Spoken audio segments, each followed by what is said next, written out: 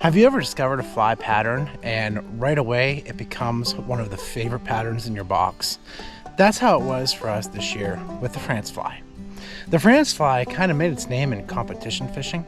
It's an excellent pattern for imitating small mayfly nymphs, including betas, which are some of the most common insects found all across the country in any water where there's trout.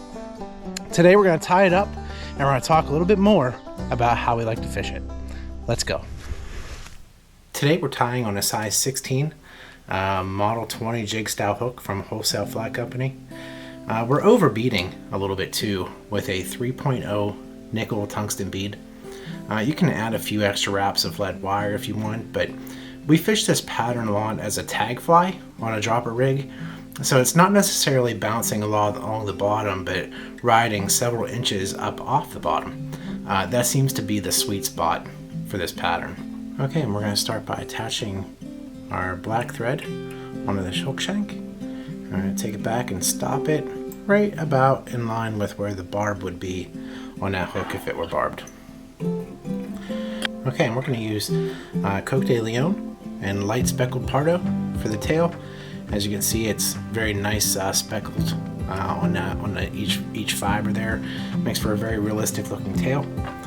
We're going to strip off about 6 to 8 fibers off of the stem, and we're going to tie that in with the butts of the feathers up almost tight to the bead.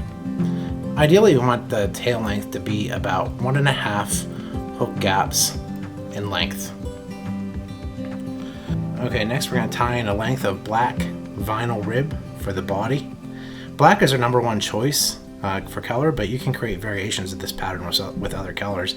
Sometimes clear is a good choice because you can change the color of your thread and you can see that color through the clear ribbing. So the V rib is pretty supple. You don't want to pull too hard as you're wrapping this because it will actually flatten the material.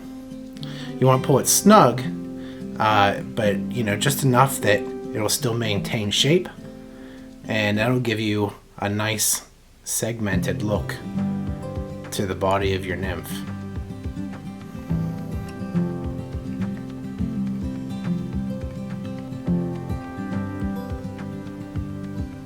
All the way up.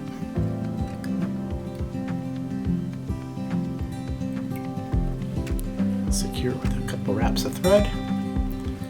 Trim the V-rib. And next we're going to use Hare's Ear Plus dubbing, natural color. For the collar, we're just going to use just a tiny bit of this.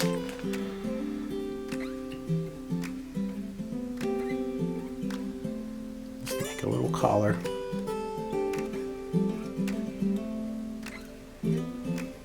Whip finish.